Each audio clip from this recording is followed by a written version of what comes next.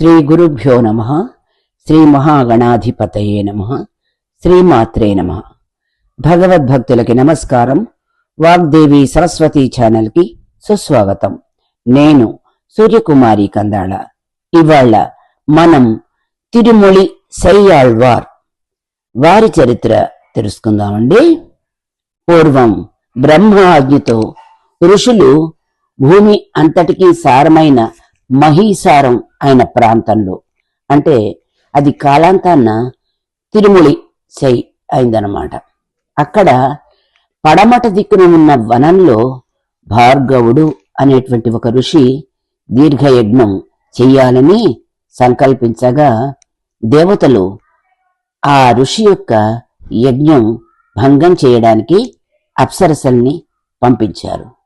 వారిలో కనకాంగి అనే అప్సరస అతన్ని మోహింపచేయడంతో వారిద్దరికీ అన్ని అవయవ భాగాలు ఏర్పడకుండానే ఒక శిశువు గర్భస్థ పిండంగా పుట్టడం వలన ఆ పిండాన్ని వెదురు పొదలో పారేసి కనకాంగి తన యజ్ఞం ఫలించినందుకు సిగ్గుపడి భార్గవుడు వెళ్ళిపోయారు. భూమాత దయ వల్ల గుడ్డుగా ఉన్న ఆ పిండం బాలుడిగా జన్మించి రోధించసాగాడు. కనకాంగి వెదురు పొదలో విసిరేసిన దినము విభవానామ సంవత్సరం, పుష్యమాసం, కృష్ణపక్షం, దశమి, మఖా నక్షత్రం, తులాలం, గురువాసరం. ఇది తిరుమొళి సెయ్యాళ్వార్ వారి జన్మదినం. ఇది ఇలా ఉండగా ఖర్గుడు అనేటువంటి ఒక మేదరి వెదురు కోసుకోవడానికి వచ్చి అడవిలో కోస్తూ ఉండగా పొదలోంచి బాలుడి రోదనం విని సంతోషాశ్చర్యాలు కలిగి ఆ బాలుని ఎత్తుకుని ఇంటికి తీసుకెళ్లి పిల్లవాణ్ణి తన భార్యకి అందజేశాడు. ఆమె పేరు పంకజవల్లి. చిత్రంగా ఆమెకి స్తనాల నుండి పాలు వచ్చినా కూడా ఆ బాలుడు పాలు త్రాగలేదు. వీరు చింతలో ఉండగా వారి వాడలో ఉండేటువంటి ఒక శూద్ర వృద్ధుడు, అతను మహాభక్తుడు, చిక్కన పాలు తీసుకొచ్చి తాగమని వేడుకోగానే అతన్ని అనుగ్రహింపదలిచి పాలు తాగాడు ఆ బాలుడు. వాళ్ళు అతనికి భక్తిసారుడు అని నామకరణం చేశారు. ప్రతిదినం పాలు తెచ్చే వృద్ధుడికి సంతానం లేదు అని గ్రహించినటువంటి ఈ భక్తిసారుడు ఒక దినం ఆ వృద్ధుడు ఇచ్చిన పాలు తాగి కొంత తిరిగి అతడికి ఇవ్వగానే ఆ దంపతులు యవ్వనవంతులై వారికి ఒక కుమారుడు జన్మించాడు. వారు సంతోషంగా ఆ పిల్లవానికి కణికృష్ణుడు అని నామకరణం చేశారు. అతడు తరువాత భక్తిసారుల వారికి శిష్యుడయ్యాడు. భక్తిసారుడు తండ్రిలాగే మేధవృత్తి చేసినా కూడా తరువాత ఇల్లు వదిలి క్షేత్ర దర్శనం చేస్తూ అష్టాంగ యోగాలు, ధ్యాన, ధారణ, సమాధులు, అన్ని మతాల సారం గ్రహించినా కూడా భగవంతుణ్ణి పొందలేకపోతున్నాను అని శివుణ్ణే పరతత్వంగా ఎంచుకుని అనేక శివ గ్రంథాలు రచించి శివాఖ్యుడు అనే పేరు పొందాడు. కొంతకాలం తరువాత మొదలాళ్వార్లలో ఒకరైనటువంటి పేయాళ్వార్ వారు ఇతన్ని ఉద్ధరించ చేయాలని తలచి శిక్షణ ఇచ్చే నిమిత్తమై అతనుండే ప్రాంతంలో ఒక తోటలో ప్రవేశించి పాదులు తవ్వి చెట్లు తల్ల క్రిందులుగా నాటి చిల్లుకుండలతో నీరు పోస్తూ ఉండగా అది చూసినటువంటి భక్తిసార్ల వారు, పిచ్చివాడా అనగానే, నువ్వే పిచ్చివాడవి, బ్రహ్మ విష్ణు మహేశ్వరులలో విష్ణు సత్వగుణ ప్రధానుడు కదా, దాని తర్వాతే కదా నిర్గుణ పరబ్రహ్మము అనగా అతని ద్వారా హరిహరాదులకి భేదం లేకపోయినా అన్నీ కూడా నిర్గుణ తత్వంలో ఒకటే అని గ్రహించి కైరవిణి నదీ తీరంలో 700 సంవత్సరాలు ఉన్నారు భక్తిసార్ల వారు. ఒక దినం శంకరుడు పార్వతీ సమేతుడై ఆకాశ మార్గాన వెడుతూ ఉండగా భక్తిసారుని చూసి అతనికి దర్శనం ఇచ్చినా కూడా అతడు బొంత కుట్టుకుంటూ వీరిని చూడకపోవడం చూచి శివుడనే నేనే వచ్చినా కూడా నన్ను ఎందుకు వీక్షించవు? నీకేం వరం కావాలి అనగా, నాకేమీ వద్దు అన్నాడు భక్తిసారుడు. ఆశ్చర్యపడ్డ పార్వతితో శివుడు, సర్వత్రా బ్రహ్మం చూసే భక్తిసారుడికి లౌకిక ధర్మాలు అవసరం లేదు అని సెలవిచ్చారు. కొంతకాలం తర్వాత భక్తిసారులు కంచి క్షేత్రంలో వసించడం మొదలుపెట్టారు.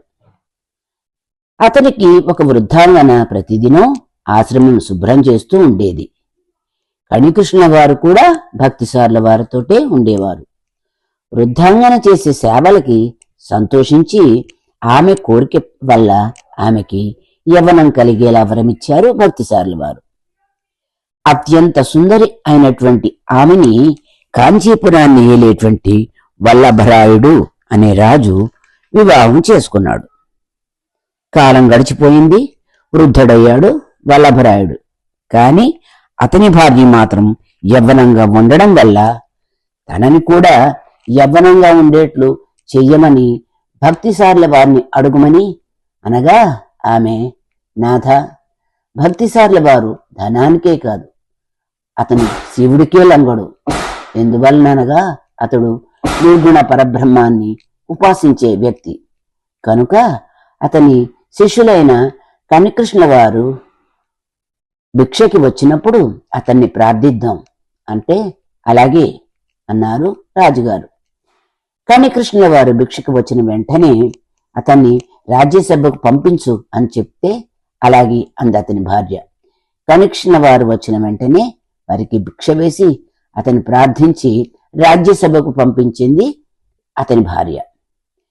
కణికృష్ణ వారు సభలోకి రాగానే రాజుగారు, మీ గురువైన భక్తిసార్ల వారిని మా సభకు తీసుకుని రండి అనగా అతడు, రాజా, నా గురుదేవుడు రాడు అని సెలవివ్వగా, ఇంతలో రాజు యొక్క ఆంతరంగికులు రాజుగారితో, రాజా, కణికృష్ణుడు కవితాగణానికి ఎండిన చెట్లు సైతం చిగురుస్తాయి కనుక అతన్ని మిమ్మల్ని చూసి స్తుతిస్తూ కవిత రాయమని ఆదేశించండి, అప్పుడు మీరు యవ్వనవంతులు కాగలరు అనగా, అలాగే ఆదేశించారు మహారాజు గారు.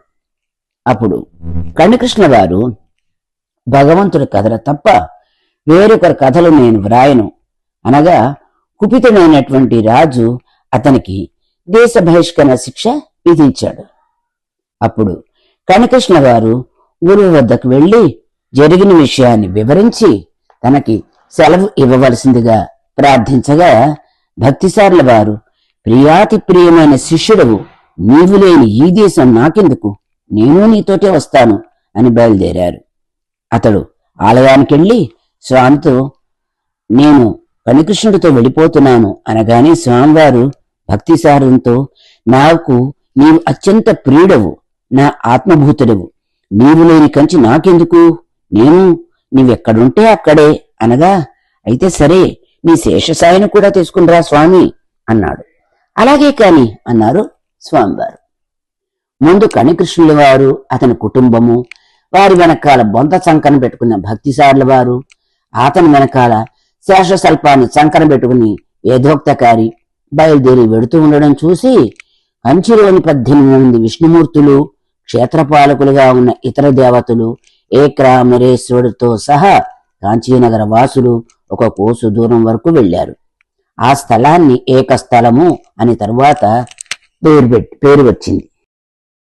ఈ విషయం తెలిసిన వల్లభరాయుడు దుఃఖితుడై పరుగు పరుగున వచ్చి స్వామివారి పాదాల మీద పడుగా స్వామి భక్తిసార్ల వారిని చూశారు.